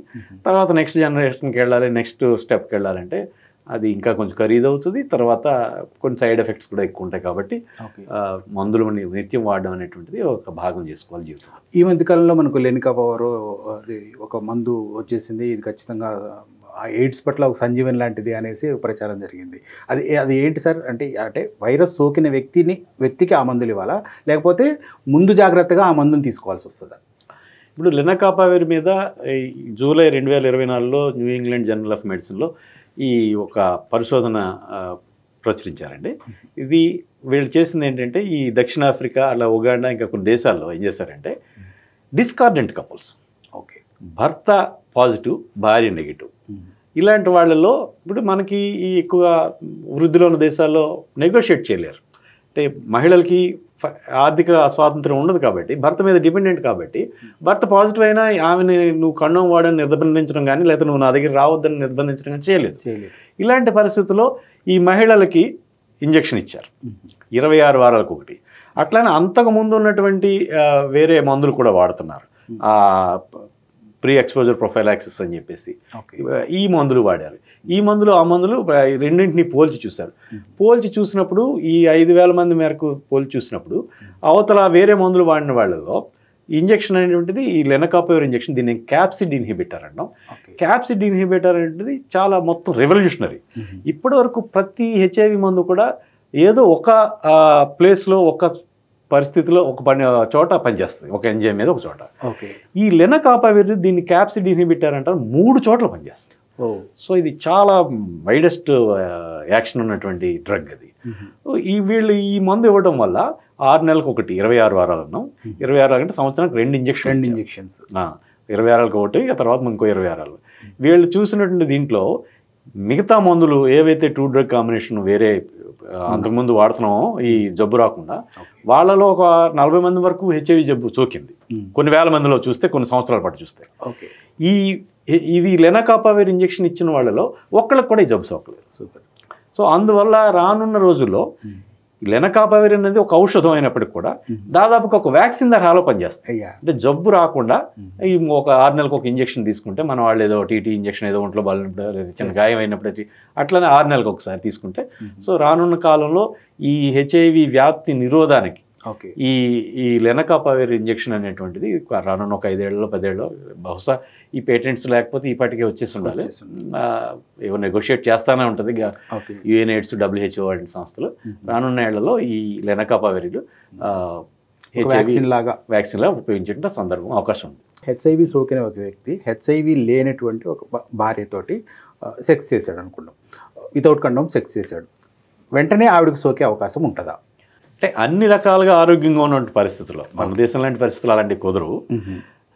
ఒక 1000 సార్లు ఎన్కౌంటర్లో ఒక 4 సార్లు 8 సార్లు వచ్చే అవకాశం ఉంటుందంటారు. ఓకే, లేకపోతే 8 సార్లు, ఒక 100-150 సార్లకి ఒకసారి వచ్చే అవకాశం ఉంటుందంట ఎన్కౌంటర్స్లో. సో ఏదైనా ఇతర వ్యాధులు, లైంగిక పరమైనటువంటి సుఖ వ్యాధులు లేకపోతే ఏదైనా ఉంటే, కొంతమందికి వైట్ డిశ్చార్జ్ అవుద్ది, దురదలు వస్తాయి, మంటలు వస్తాయి ఆడవాళ్ళకి, అది అలాంటివి ఏమైనా ఉన్నప్పుడు ఈ జబ్బు వచ్చేట అవకాశాలు చాలా పెరిగిపోతాయి. ఓకే. సో ట్రాన్స్మిషన్ ఇప్పుడు ఎక్కడ ఏదైతే ఒక ఇన్ఫ్లమేషను, ఒక వాపు ఉండో, లేదా ఒక అల్సర్, ఒక పుండు లాంటిది ఉండో, లేదా ఒక పగులు అలాంటివి ఉన్నప్పుడు మాత్రం ఈ జబ్బు వ్యాపించేటువంటి అవకాశం చాలా ఎక్కువ ఉంటుంది. సో 1000 సార్లకి 1, 2 అంటారు వాళ్ళు, మనకైతే 1000 సార్లకి 4-5 సార్ల కింద లెక్కేసుకోవచ్చు. అయితే ఇది మొదటిసారి వస్తుందా, 70వ సారి వస్తుందా, 100వ సారి వస్తుందా, 200 సార్లు వస్తుందా, మొత్తం రాదా అనేది మనం చెప్పలేము. సో ఇంకా ఇందాక చెప్పుకున్నట్టుగా ఈ న్యాచురల్ సెక్స్లో వచ్చేటువంటి అవకాశాలు చాలా తక్కువ, ఈ అన్యాచురల్గా చేసేటువంటి దాంట్లోనే ఎక్కువగా వస్తుంది. న్యాచురల్ సెక్స్లో కూడా బ్లడ్ స్ప్లిట్ అయినప్పుడు అలాంటప్పుడు ఎక్స్చేంజ్ అయ్యేదానికి స్కోప్ ఎక్కువ ఉంటుంది. ఓకే సార్, ఈ సెక్స్ విషయాలు కానీ కండోమ్ విషయాలు కానీ ఏ ఏజ్ పాపులేషన్కి మనం అవేర్నెస్ కల్పించాలంటారు? ఇవన్నీ కూడా ఇది సెక్స్ అనేటువంటిది it is a basic instinct. అవును. తిండి, నిద్ర, మైథునం ఈ 3 కూడా లేకుండా ఏ జీవి తరాలు అవి ముందుకెళ్ళ మనుగడ ఉండదు. ఈ బేసిక్ ఇన్స్టింక్ట్స్ని మనం కాదని మనం చెప్పడం అనేది అసాధ్యం. నువ్వు ఈ బిర్యానీ తినొద్దా లేకపోతే అది తినొద్దా అనేది అది మనకు కుదరదు. వాళ్ళకి ఇష్టం ఏదో తింటాడు అంతే. కానీ నువ్వు ఒంట్లో బాగోదు, లేకపోతే బిర్యానీ తింటే, లేకపోతే ఈ మసాలా ఎక్కువ తింటే నీకు ఏమైనా కడుపు నొప్పి వస్తుంది, ఇలా చెప్పగలుగుతాం తప్ప నువ్వు నిద్రపోకుండా అని అనలేం. అట్లాగే ఈ లైంగికంగా కలవద్దని కూడా అనలేం. సో ఈ లైంగిక డెబ్యూ ఎప్పుడైతే చేస్తారో వీళ్ళు సాధారణంగా ఈ కౌమార దశ నుంచి యవ్వన ప్రాంగణంలోకి ప్రవేశించేటువంటి పిల్లలు, 8th క్లాస్ 9th క్లాస్ పిల్లలు, వాళ్ళకి ముందే చెప్పాల్సిన అవసరం ఉంది. ఇప్పుడు చాలా వరకు 8th 9th క్లాస్ పిల్లలకి బయాలజీ టీచర్లు వీళ్ళు నోడల్ టీచర్స్ కింద హెచ్ఐవి గురించి, లైంగికత గురించి చెప్పేటువంటి సందర్భం ఉంది. మరి ఇప్పుడు కొనసాగుతుందో లేదో నాకు పెద్దగా తెలియదు. సో అది నిత్యం కొనసాగాల్సిన అవసరం ఉంది. అండ్ కండోమ్ యూసేజ్ కూడా ఖచ్చితంగా చెప్పాల్సిన అవసరం ఉంది. ఎందుకంటే చాలాసార్లు నాకు చెప్తూ ఉంటారు, కండోమ్ చిరిగిపోయిందండి, కండోమ్ పగిలిపోయిందండి. అసాధ్యం. కండోమ్ వాడడం సరిగ్గా తెలిసినప్పుడు అది అసాధ్యం. ఎందుకు చిరిగిపోతుందంటే చాలా మందికి తెలియక ఏదో బుడగలాగా తీసేసి డైరెక్ట్గా అది అన్రోల్ చేయాలి. అన్రోల్ చేసే ముందు దాని ముందు బుడిపే ఏదో రీసిస్, దాని గాలి చేరడం, గాలికి దాన్ని డీఫ్లేట్ చేయాలి. దాని గాలి అంటే అది ఒకసారి తొడిగిన తర్వాత పూర్తిగా అంటుకుని ఉండాలి, అంతేగాని ముందు ఇలా బుడగలా ఉండకూడదు. ఆ బుడగలా ఉన్నప్పుడు ఆ ఫ్రిక్షన్ వచ్చినప్పుడు అది పగిలిపోతుంటుంది. ఎక్కువ సందర్భాల్లో ఇది జరుగుతూ ఉంటుంది. ఇంకా ఇందాక అడిగినట్టుగా ఎవరికి వస్తుందంటే చాలా మంది చెప్తూ ఉంటారు, మా ఫ్రెండ్స్లో వీళ్ళందరిలోకి వీడే చాలా అత్యంత జాగ్రత్త పడండి, వీడికి జబ్బు ఎలా వచ్చిందో తెలియదు అంటారు. నేను మిగతా వాళ్ళు ప్రొఫెషనల్స్, కొంచెం యాక్టివిటీ, రెగ్యులర్ యాక్టివిటీ వాళ్ళకి వాళ్ళకి తెలుసు ఈ కండోమ్ ఎలా వాడాలో తెలుసు, జాగ్రత్త ఎలా తీసుకోవాలి. వీడు ఎవడో పాపం అమాయకత్వంతో ఒకసారి ఏదో వెళ్ళి ఏదో లేదు తక్కువ సార్లులోనే ఈ జబ్బు తెచ్చేసుకున్నాడు అనుకున్నాం మాట. So every one must be aware of అది. ప్రతి ఒక్కరికి కూడా ఈ కండోమ్ ఎట్లా వాడాలి అనేటువంటిది తెలిసి ఉండాలి.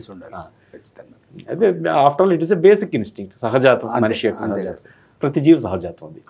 ఓకే సార్, మీ సర్వీస్లో ఇప్పుడు ఆల్మోస్ట్ 25 ఏళ్ళుగా మీరు ఎయిడ్స్కి సంబంధించినటువంటి పేషెంట్స్కి మీరు సర్వీస్ చేస్తున్నారు. పెక్యులియర్ కేసెస్ ఏమైనా ఉన్నాయా? అంటే పెక్యులియర్ అనేది నేను చెప్పలేను కానండి, వెస్ట్రన్ బుక్సే చదివి వెస్ట్రన్ అవగాహనతో ముందుకెళ్ళి అక్కడ అరుదైనటువంటి జబ్బుల్ని వెతుక్కునేటువంటి పరిస్థితి ఏంటి అనేది నాకు ముందే తెలుసు. కాబట్టి నేను మొదటి నుంచి చాలా స్పష్టతతో ఉన్నాను, మన దేశంలో ఏ జబ్బులు కామన్, దాని గురించి వెతుక్కున్నాను, దాన్నే చేస్తాను వైద్యం. సో పెక్యులర్ కేసులని కాదు, నేను కొన్ని జబ్బులు ఉంటాయి, ఈ జబ్బుకి మరణం తప్ప ఇంకోటి లేదంటారు. అలాంటి జబ్బు, కొన్ని మెదడులోకి వెళ్ళిన జబ్బు, ఇది ప్రాణాంతకము, తక్కువ కాలంలోనే ప్రాణం తీసేస్తుంది అని చెప్తారు. నేను అలాగే చదివారు, ఇప్పటి వరకు అలాగే ఉంది. నేను చేసిన కేసులు కొన్ని 2 కేసులు ఉన్నాయి. వాళ్ళు 2 నెలలు 3 నెలలకు మించి బతకరు అనేది. నేను 12 ఏళ్ళు ఒకళ్ళు, ఒక 15 ఏళ్ళు ఒకళ్ళు బతికే ఉన్నారు వాళ్ళు. సో అవి పుస్తకాలకు ఎక్కలేదు. నేను రానున్న రోజుల్లో వీటిని ఎక్కించడానికి ప్రయత్నిస్తాను. సార్, ఇప్పటికీ తల్లిదండ్రులు పిల్లల మధ్య ఈ గ్యాప్ అనేటువంటిది ఇప్పటికీ మనకు స్పష్టంగా కనిపిస్తుంది సార్. ఈ గ్యాప్ లేకుండా పోవాలంటే ఏం చేయాలంటారు? మెయిన్ ఈ అవేర్నెస్ విషయంలో, ఈ సెక్స్ ఎడ్యుకేషన్ విషయంలో కానీ అది ఎక్కడ లోపం జరుగుతుంది? మన దగ్గర ఇప్పటికీ కూడా కొంత ప్రోగ్రెస్ కనిపిస్తుంది, కానీ ఇప్పటికీ ఎక్కడో వెనకబడి ఉన్నాం మనం. అంటే తల్లిదండ్రుల కంటే కూడా తల్లి మగపిల్లలకి, ఆడపిల్లలకి చెప్పినట్టుగా తండ్రి మగపిల్లలకి చెప్పం సాధారణంగా. సో ఈ జాగ్రత్తలు, ఈ నెలసరి అంటే ఏంటి, ఇది ఇలా వస్తుంది అని ఆడపిల్లలకి ఉండేటువంటి సమస్యలు కాబట్టి తల్లి చెప్తూ ఉంటుంది. ముందుగా తల్లి ఎడ్యుకేట్ అవ్వాలి. ఓకే, ఈ థ్రెట్ అనేటువంటిది రియల్ థ్రెట్, హెచ్ఐవి అనేటువంటిది నిజంగా ఉందనే విషయం గుర్తించాలి. హెచ్ఐవి ఎక్కడికి పోలేదు. ఇప్పుడు కోవిడ్ గురించి కూడా ఒకసారి వెళ్ళిన తర్వాత ఏవో బ్యాట్స్ నుంచో లేకపోతే ఇంకో వేటి నుంచో మానవ సమాజంలోకి వచ్చిన తర్వాత అది ఇంకెక్కడికి పోదు, అది మ్యూటేట్ అవుతూ వేరే రకంగా అవుతుంది తప్ప అది పోదు. మోర్ ఓవర్ మిగతా జబ్బులు వేరు, చాలా తక్కువ కాలంలో అటు ఇటు తేల్చి పడేస్తాయి. వాడు క్యూర్ అయిపోయిందా లేకపోతే మామూలుగా ఉన్నాడా, లేదా సిక్ అయ్యి హాస్పిటల్ అడ్మిట్ అయ్యాడా. హెచ్ఐవి అలా కాదు, లైఫ్ లాంగ్ ఇన్ఫెక్షన్ ఇది. సో అలాగే చాలా ఎక్కువ కాలం పాటు వాళ్ళకి ఏ లక్షణాలు ఉండవు, కానీ ఆ సందర్భంలో కూడా ఎదుటి వాళ్ళకి ఈ జబ్బుని వ్యాపింపచేసే స్థితిలోనే ఉంటారు. కాబట్టి హెచ్ఐవి అనేటువంటిది ఎంత పెద్ద సమస్య, మీది మిక్కిలి తెలుగు సమాజానికి ఎంత పెద్ద సమస్య అనేటువంటిది ముందు మనం ఆకలింపు చేసుకోవాలి. అది ఆ విషయంలో పిల్లల్ని కూడా జాగ్రత్తగా ఉండు, జాగ్రత్త, ఈ రోజులు బాగాలేదు, ఇట్లా అన్న విషయాలను పిల్లలకి అస్తమానం చెప్తూ ఉండాలి. అండ్ మీడియాతో సహా బాధ్యత కలిగినటువంటి వ్యక్తులంతా కూడా సమయం వచ్చినప్పుడు అలా ఈ జబ్బు గురించి మాట్లాడాల్సిన అవసరం ఉంది. ఓకే సార్, ఇప్పుడు ఒక వ్యక్తికి హెచ్ఐవి వైరస్ సోకింది, ఆ విషయం అతనికి తెలుసు. తన జీవన కళ అంటే పెంచుకోవడానికి, అంటే లైఫ్ స్పాన్ని ఇంప్రూవ్ చేసుకోవడానికి, ఎక్కువ కాలం బతకడానికి తను ఎలాంటి ఆహారం తీసుకోవాలి? హెచ్ఐవి సోకిన వ్యక్తి దాదాపు సాధారణమైన జీవితం గడపవచ్చు, కష్టపడి పని చేసుకుంటూ. నా పేషెంట్లు అందరూ ఇంచుమించుగా అలాగే మందులు వాడుకుంటూ బతికుంటే చాలు. నేను అలాంటి మాటలు ఒప్పుకోను. కళ్ళెదురుగా ఉంటే చాలు కాదు, కష్టపడాలి, కుటుంబానికి ఆశ్రయంగా ఉండాలి, తనకు వైద్యానికి సంబంధించిన డబ్బులు సంపాదించుకోవాలి. సో వాళ్ళు ఏంటంటే నిరంతరం మందులు వాడాలి ఒకటి. రెండోది సంతులమైన ఆహారం, ప్రోటీన్ అనేటిని తీసుకోవాలి. మనం ఎక్కువ మంది ఏదో సాంబార్ వేసుకున్నా లేకపోతే ఏదో వంకాయ కూర వేసుకుని ఇంత అన్నం పెట్టుకుని తింటాం, దాంట్లో ఏ ప్రోటీన్ ఉంటుంది? ప్రోటీన్ అనేటువంటిది ఖచ్చితంగా వ్యాధి నిరోధక శక్తి ఆప్టిమమ్గా మెయింటైన్ అవ్వడానికి పనిచేస్తుంది. కాబట్టి తగినంత గుడ్ల, పాల, పప్పుల ఇవన్నీ తగినంత ఎక్కువ స్థానంలో తీసుకుంటూ మాంసాహారంతో సహా అవసరమైన తినగలిగిన వాళ్ళు తీసుకోవాలి. లేకపోతే ఏవైతే పన్నీరో లేకపోతే అలాంటి టోఫు ఇలాంటివి తీసుకోవచ్చు. ఎన్వి తీసుకోని వాళ్ళు ఖచ్చితంగా తీసుకోవాలి. అట్లనే కూరగాయలు, ఆకుకూరలు, పండ్లు, ఈ డ్రై ఫ్రూట్స్ లాంటివన్నీ, అంటే అవే తినేసి కొంతమంది అదే పనిగా తింటూ ఉంటారు, అలాగే అవసరం లేదు, మిగతా వాళ్ళు అలాగే ఉండాలి. కాకపోతే ఈ ఆహారం మాత్రం ఖచ్చితంగా ఉండాలని తీసుకోవాలి అంతే. బరువు పెరిగిపోయి అడ్డదిడ్డంగా అవ్వాల్సిన అవసరం లేదు. అట్లనే తగినంత నిద్ర ఉండాలి. నిద్ర లేకపోవడం అనేటువంటిది వ్యాధి నిరోధక శక్తిని చాలా దారుణంగా దెబ్బతీస్తుంది. ఇప్పుడు మనం సింపుల్గా పెళ్ళిళ్ళకో లేకపోతే లేదైనా చిన్న యాత్రలకు వెళ్ళి వచ్చి ఇంటికి వచ్చిన తర్వాత దగ్గుతూ ఉంటారు జనం. ఏంటంటే అదేంటి ఊరు మారింది లేదా నీరు మారింది, అది కాదు. అది ఊరు మారడం నీరు మారడం కాదు. మీరు వాటర్ తాగినప్పుడు కూడా వస్తుంది. ఎందుకు వస్తుందంటే మీకు నిద్ర లేకపోవడం వల్ల ఆ తాత్కాలికంగా ఇమ్యూనిటీ అనేటువంటిది డౌన్ అయిపోతుంది. ఎప్పుడైతే మనం తీసుకున్నటువంటి గాలిలో రకరకాల వైరస్లు, అది ఈ ఇన్ఫ్లుయెంజా వైరసా లేకపోతే కరోనా వైరసా లేకపోతే రైనో వైరసా ఇంకా రకరకాల ఎడినో వైరసా, రకరకాల వైరస్లు ఉంటాయి. ఒకసారి నీకు ఇమ్యూనిటీ డౌన్ అవడం వల్ల ఇన్ఫెక్షన్కి గురవుతున్నావు తాత్కాలికంగా అయినా. సో అది ఇమ్యూనిటీ ఆప్టిమమ్గా సరైన స్థాయిలో ఉండడానికి నిద్ర అనేటువంటిది అత్యంత ప్రధానమైన విషయం. నిద్ర, సరైన తిండి, మందులు నిత్యం వాడడం, అట్లనే మానసికంగా ఉల్లాసంగా ఉండడం, ప్రశాంతంగా ఉండడంతో మనుషులు హెచ్ఐవి సోకినటువంటి ఈ వ్యాధిగ్రస్తులు దాదాపు సామాన్యమైన జీవితాన్ని గడపగలుగుతూ ఉంటాయి. ఓకే సార్, ఇప్పుడు గతంలో ఎయిడ్స్ అంటేనే, ఒక వ్యక్తికి ఎయిడ్స్ సోకిందంటేనే అతని ఊరిని వేరేసేవాళ్ళు, ఆ కుటుంబాన్ని కూడా ఒక రకమైనటువంటి బాధ పెట్టేవాళ్ళు. ఇప్పుడు కూడా అలాంటి పరిస్థితులు మీ దృష్టిలో ఏమన్నా కంటిన్యూ అవుతున్నటువంటి పరిస్థితులు ఉన్నాయి? ఇప్పటికి కూడా కొంతమేరకు ఆ రకమైనటువంటి మచ్చ వేసేటువంటి, నింద వేసేటువంటి విధానం ఉంది. కానీ గతంతో పోలిస్తే చాలా మారింది. గతంలో ఒక 15 ఏళ్ళు 20 ఏళ్ల క్రితం అయితే ఎయిడ్స్ జబ్బు బయటపడిన తర్వాత కొన్ని కుటుంబాలు ఆత్మహత్యలు చేసేసుకోవడం, లేదా ఎయిడ్స్ వ్యాధిగ్రస్తులు ఆత్మహత్య చేసుకోవడం అంటే విన్నాం. ఇప్పుడు కూడా అడపాదడపా వింటున్నాం. కానీ వివక్ష అయితే చాలా వరకు తగ్గింది. ఇంకా తగ్గాల్సిన అవసరం ఉంది.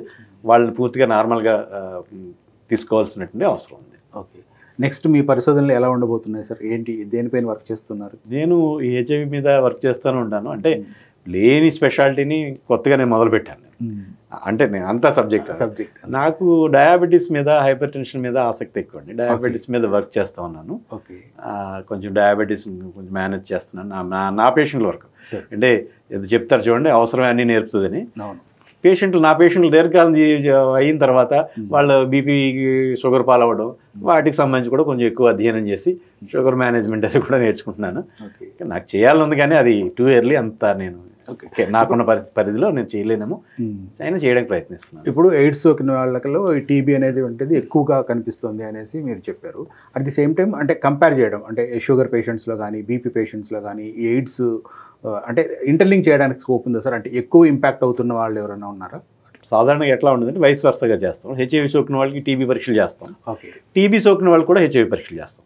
అంటే అది బయటపడకుండా ఉందండి. సో టీబీలో హెచ్ఐవి చూడడం ఎక్కువ ఉన్నంత మాత్రాన వాళ్ళకి ఇది వాళ్ళ టీబీ పేషెంట్లు ఎక్కువ హెచ్ఐవికి గురైనట్టు లెక్క కాదు. హెచ్ఐవికి గురవడం వల్ల టీబీ వచ్చింది వాళ్ళకి. అదే, ఓకే. అది రివర్స్ అనమాట అండి.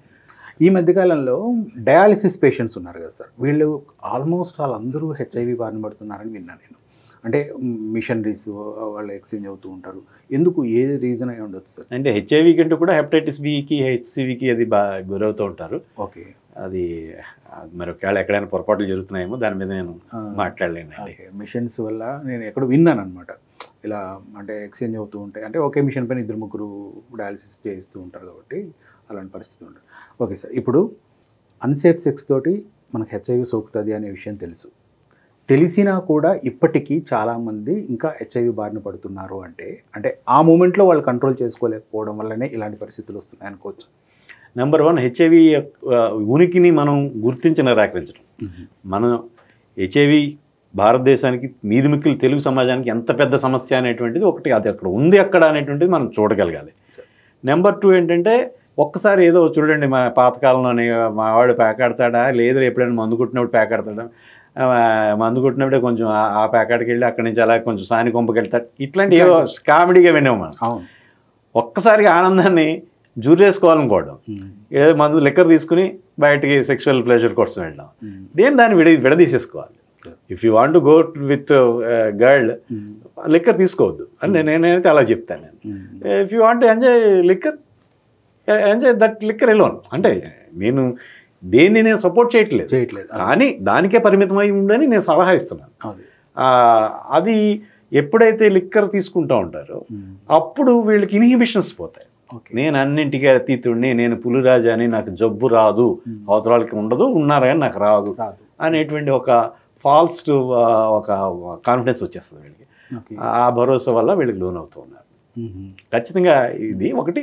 ఇంకా ఈరోజు రేపట్లో రకరకాల ఫిల్మ్స్ చూడడం వల్ల రకరకాల వేరే కొంచెం ఉధృతమైనటువంటి అసహజమైనటువంటి వాటి వల్ల కూడా కొంచెం ఉంటుంది. సార్, ఇప్పటి వరకు మీరు ఏ పుస్తకాలు ఏ అంశాలపైన రాశారో ఒకసారి ఎక్స్ప్లెయిన్ చేస్తారు. నేను 1998-2000 మధ్యలో హెచ్ఐవి ఎయిడ్స్ గురించి అప్పట్లో తెలుగులో 2వ లార్జెస్ట్ రెడ్ అంటే 4 మిలియన్ రీడర్షిప్ ఉండేది, వార్తలో రాశాను. 40 ఆర్టికల్స్ రాశాను. వాటితో 2000 సంవత్సరంలో ఎయిడ్స్ పుస్తకం రచించాను తెలుగులో. అది 10 ఏళ్లలో ఒక 8000 కాపీలు ప్రింట్ చేశాను. 2020 నుంచి కోవిడ్ మీద విపరీతంగా ఫేస్బుక్లో రాసుకుంటూ, ఇది 22 జనవరిలో కోవిడ్ ఎయిడ్స్ నేను అనే పుస్తకం రాశాను. అదొక 4200 కాపీలు వేశాను. అట్లాగే 2024 మార్చిలో హెచ్ఐవి ఎయిడ్స్ అని తెలుగులో పుస్తకం రాశాను. అది ఒక 3000 కాపీలు వేశాను. 2024 ఈ సంవత్సరం మేలో HIV AIDS in India and developing countries అని చాలా విస్తృతమైనటువంటి పుస్తకం రాశాను. అలాంటి బుక్ ఇంగ్లీష్లో కానీ ఎక్కడ ఉండదు. ఎప్పుడైతే ఇప్పుడు మనం చెప్పుకున్నటువంటి నేను గమనించినటువంటి విషయాలన్నింటినీ కూడా క్రోడీకరిస్తూ ఈ పుస్తకాన్ని journal of the Indian medical association, భారతదేశంలో వైద్యుల యొక్క అతిపెద్ద జర్నల్, మా సంఘానికి సంబంధించిన అతిపెద్ద జర్నల్, నవంబర్ 2024 సంచికలో ఒక పేజీ మొత్తంగా సమీక్షించి దాంట్లో నా కృషిని ప్రశంసించాను. దాట్ ఈజ్ మోస్ట్ సాటిస్ఫైయింగ్ అండి. నేను ఎప్పుడో పెద్దవాడిని అయిపోయి ఇంట్లో కూర్చుంది ఒక ప్రాక్టీస్ మానేసినప్పుడు రాద్దాం ఇలాంటి పుస్తకాలు అనుకునేవాడిని. అనుకోకుండా ఈ కోవిడ్ ఎయిడ్స్ నేను ప్రచురించిన తర్వాత నేను రాయడం మొదలెట్టాను. ఒక 5 months కష్టపడి రాశాను. దానికి తగిన గుర్తింపు, గౌరవం దక్కిందండి. వీటన్నింటికంటే కూడా ముఖ్యంగా నా భార్య గీత అన్ని రకాలుగా నాకు తోడుగా ఉంటుందండి. తను ఏమి ఆశించదు, మిగతా డాక్టర్లాగా నాకు కార్లు ఉన్నాయా, డబ్బులు ఉన్నాయా, ఇవేమి ఆశించదు. నాకు పూర్తిగా కూడా తోడుగా ఉండి నన్ను ప్రోత్సహించడం మూలంగా ఇన్ని సాధించానని నేను అనుకుంటున్నాను. భవిష్యత్తులో ఎప్పుడు కూడా మేడం గారు కూడా డాక్టరా సార్? ఆవిడ హోమ్ మేకర్ అండి, బిఎస్సి చదివారు, homemaker. Okay, I'm very lucky to have her. Okay, next ఏదైనా పుస్తకం పైన రాస్తూ ఉన్నారా ప్రజెంట్? ఇంకా లేదండి, అంటే అట్లా వస్తేనే చూసుకోవాలి. ఓకే సార్, తప్పకుండా మీ కృషిని ఖచ్చితంగా తెలుగు ప్రజలందరూ ఖచ్చితంగా గుర్తుపెట్టుకుంటారు. ఎందుకంటే కోవిడ్ టైంలో ముఖ్యంగా మీరు సోషల్ మీడియాలో మీరు ఇచ్చినటువంటి అవేర్నెస్ మామూలు అవేర్నెస్ కాదు. ఎందుకంటే చాలామంది ఎంత ఇన్సెక్యూర్ ఫీల్ అయ్యారో మనం చూసాం. ఎన్నో మంది దురదృష్టవశాత్తు ఇవాళకి కూడా ఓసిడీలు అవి వాటితో బాధపడుతున్నారండి చాలామంది. ఒబ్సెషన్ తోటి, ఒక రకమైనటువంటి భయోందనలతో చాలామంది ఇప్పటికీ కోవిడ్ వల్ల మానసికంగా కాన్ఫిడెన్స్ అనేది కోల్పోయాం. ఎప్పుడు ఏమైపోతుందో, అదిగో ఎవరు ఆ పెద్ద పెద్ద సింగర్ డయాస్ మీద నుంచి వెళ్తూ కూలిపోయాడు, ఆ పెద్ద ఎక్సర్సైజ్ బాడీ ఉన్న అతను జిమ్లో పడిపోయాడు, ఇలాంటివన్నీ మిడిల్ ఏజ్డ్ ఒక 50కి కొంచెం అటు ఇట్లో ఉన్న వాళ్ళు చనిపోవడంతో అందరికీ కోవిడ్ తర్వాత భయం వేసేసింది. అందరూ అవుట్ ఆఫ్ కాంటెక్స్ట్ సార్. ఇప్పుడు కూడా మనం చాలామంది హఠాత్తుగా చనిపోతున్నటువంటి గుండెపోట్లు ఎందుకు అయి ఉండొచ్చు సార్ దీనివల్ల? నిజానికి కోవిడ్ అనేటువంటిది ఈ దాంట్లో ఉండేటువంటి స్పైక్ ప్రోటీన్, ఓకే, ఆ స్పైక్ ప్రోటీన్ రక్తం గడ్డ కట్టించేటువంటి గుణం ఉంది. అది హయ్యెస్ట్ థ్రెట్ మనకి. ఇప్పుడు కోవిడ్ తర్వాత గుండెపోట్లు విపరీతంగా పెరిగాయి. అమెరికాలో 2 ఏళ్ల క్రితమే SOA అంటాం, సొసైటీస్ ఆఫ్ యాక్చువరీస్, ఏదైతే ఈ ఇన్సూరెన్స్ కంపెనీలకి ఇదిగో ఈ ట్రెండ్స్ ఎట్లా ఉన్నాయి, ఈ గుండెపోట్లు ఎలా ఉన్నాయి, అయితే ఈ క్యాన్సర్లు ఎలా ఉన్నాయి, లేకపోతే ఈ ఆటోఇమ్యూన్ డిసీజెస్ ఎట్లా ఉన్నాయి, ఇలాంటి వివరాలన్నీ ఇచ్చి దాన్ని ప్రతి ఏటా ప్రచురిస్తారు. వాళ్ళ SOA 2022లోనే ఈ గుండె జబ్బులు 20% మేరకు పెరిగాయని చెప్పేసి చెప్పారు. మనకి రీసెంట్గా పాలసీ బజార్ అనేటువంటి ఇన్సూరెన్స్ మనకి భారతదేశంలో వాళ్ళు ఏం చేశారంటే పాలసీస్ డిసైడ్ చేసేవాళ్ళు. కోవిడ్ ముందు 2019లో ఇన్సూరెన్స్ క్లెయిముల్లో 100కి 8 ఇన్సూరెన్స్ క్లెయిములు 12 100కి 12 ఇన్సూరెన్స్ క్లెయిములు గుండెకి సంబంధించిన జబ్బులు అని చెప్తే 2024 లేటెస్ట్లో 100కి 20 ఇన్సూరెన్స్ క్లెయిములు గుండెకి సంబంధించాడు. అంటే 166%. అంటే అప్పుడు 100 మంది గుండె జబ్బులతో చచ్చిపోతే ఇప్పుడు 166 మంది ఈ జబ్బులతో చచ్చిపోయారు. ఇవన్నీ కూడా మనం దురదృష్టవశాత్తు నా కొలీగ్ డాక్టర్స్ చప్పరం చేస్తారు, అబ్బాయి ఏం పెరగలేదు, ఏదో అప్పుడు నమోదు అవ్వలేదు, ఇప్పుడు నమోదు అవ్వకపోవడం లేదు, దీనికి ఏమీ పెద్ద పరిశోధనలు అవసరం లేదు. మనం అనేక మందిని చూస్తున్నాం, మిడిల్ ఏజ్లో ఉన్న వాళ్ళే కుప్పకూలు చచ్చిపోతున్నారు. అపారెంట్లీ చూడడానికి అన్ని రకాలుగా ఆరోగ్యం ఉన్న వాళ్ళే గుండెపోటు వచ్చి చచ్చిపోయారని చాలా మందిని వింటున్నాం. మనం మన పరిచయస్తులోనో మన కుటుంబంలోనో ఎక్స్టెండెడ్ ఫ్యామిలీలో బోల్డ్ మంది మనకు తెలుసు వాళ్ళు చచ్చిపోయారు, వీళ్ళు తెలియని వాళ్ళు ఎవరు లేరు. అయినప్పుడు కూడా మనం ఎప్పుడు రొడ్డకొట్టుడిగా మా వైద్య పరిశోధనలు ఇన్ని సంవత్సరాలు జరగాలి, ఇన్నేళ్ల తర్వాత ఈ ఎపిడమియాలజీ ఏదో ప్రచురించాలి, దాని గురించి మాట్లాడతాం అని కాదు, కామన్ సెన్స్ మనం తీసుకోవాలి.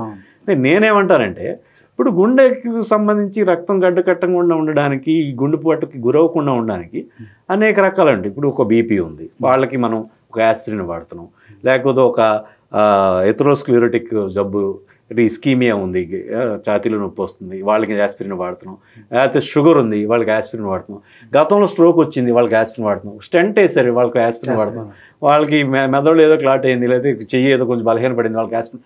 ఇన్ని యాస్పిరిన్ వాడడానికి భవిష్యత్తులో మళ్ళీ రాకుండా, స్ట్రోక్ రాకుండా, గడ్డ కట్టకుండా ఉండడానికి యాస్పిరిన్ వాడుతున్నాం. ఇన్ని రకాల వాళ్ళకి మనం యాస్పిరిన్ ఇస్తున్నాం. వీటన్నింటికంటే కూడా స్ట్రాంగెస్ట్ రిస్క్ ఫ్యాక్టర్, అన్నింటికంటే అతిపెద్ద రిస్క్ ఫ్యాక్టర్ ఒక గుండె జబ్బుకు గురవడానికో, స్ట్రోక్ గురవడానికో, కోవిడ్కి గురైనటువంటి వ్యక్తి, కోవిడ్ నుంచి కోలుకున్న వ్యక్తి వీటికి అన్నింటికంటే చాలా ఎక్కువ రిస్క్లో ఉన్నాడని నేను అంటా ఉంటాను. దాని కారణం ఇప్పుడు మనం చెప్పుకున్నటువంటి ఈ ఇన్సూరెన్స్ క్లెయిముల గురించి మాట్లాడుకుంటాం. ఇది బ్లటెంట్గా మొహం మీద కనపడుతుంది.